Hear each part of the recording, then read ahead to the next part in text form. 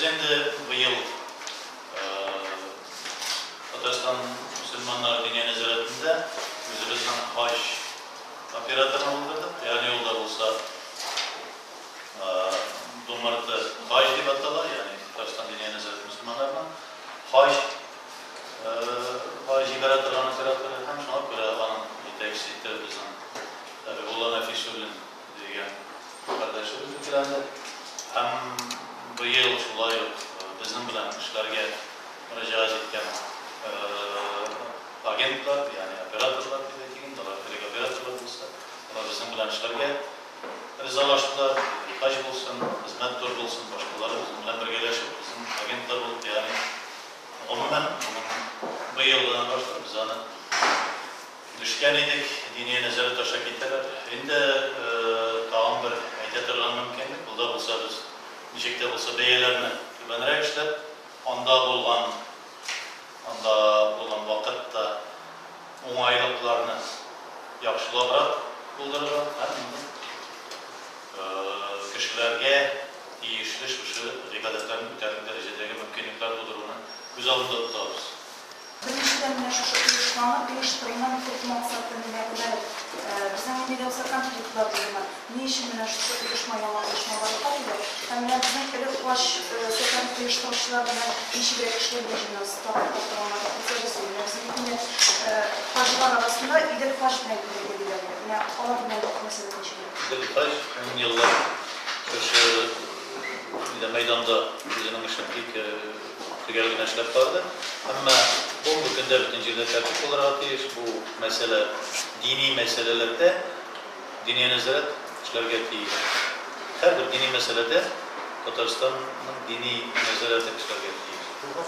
Aşağı yukarı yani konflikt girip çıkan mı, yeki başka mı diyen sözlüğü biz birleşip doговорlar tutup, onlarla birlikte işlerge karşılaşacağız, birlikte bulaşacağız. İnşallah Teala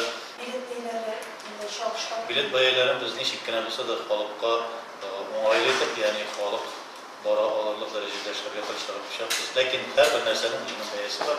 Şimdi bir şekten çıkan bayiler, göterilgen bayiler olmaz deyip ümitleniriz inşallah. Hazır bütün Россия boyunca şimdi praktika edildi. Bütün hacılarını dini nezaretleri aşağı jibere başlayırlar. Çünkü hacıga baru kvotası barıtlı dini nezaretlerine berildi. Hem indi hazır dini nezareti o indi kubrak elip gitken indi hacıga baru kulturasını üstürmekçi bola. Yani bu hacıga barunu keyin taratmakçı bola. Ничего гитеп киң таратмакчы була. Әлбәттә. Беренчедән аның бәясен төшерү. Чөнки гафу итегез инде бәясе барыбер югары, бөтен кешеләрне хаҗга бара алмый, аның бәясен төшереп, аннан соң Мәккәгә барып, Сауд Арабистанга барып, анда яшәү шартларын, автобуслар оештыру, анда кешеләргә группалар оештырып, аларга яхшы җитәкчеләр куеп, аларны өйрәтеп, укытып, аларны йөртеп Xoş, çünkü Hafid менә бер авылдан бер әби хаҗ кылырга тели икән.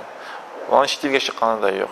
Аны бит аңлатырга кирәк, өйрәтергә кирәк, яртып бирергә кирәк. Һәм моннан алдагы хаҗга җибәрү оештыру системасы аны өйрәтмәйдеме? Юк, алар да өйрәтәләр иде. Әмма без аны сыйфаты ягына яхшымакчы булабыз. Менә бәянең һәрбер кеше кызыксына. Бу елгы хаҗга бару бәяләре ничә процент кимрәк булачак? Яисә ортачакмы? Минем фикеремчә кимрәк булыр. Ничә процентка? Әйтәм, беләсезме, чөнки төрле туроператорлар, алар төрле вариантлар, төрле программалар тәкъдим иткәннәр иде. Мәсәлән, анда VIP-лар өчен мәсәлән 200 мең мәсәлән торган 150 мең, мәсәлән 130 мең. Безнең фикеребезчә инде хаҗга бөтен кешеләр барырга тиеш, шуңа күрә 100 меңнән артмас дип уйлыйм инде. Ягъни VIP-лар, люкслар алар инде булмаска да мөмкин, шулаймы? Без күбрәк гади мөселманнар өчен кайгыртабыз. Менә безнең якын тирәдә яшәүче, безнең мөхиттә яшәүче гади мөселманнар өчен.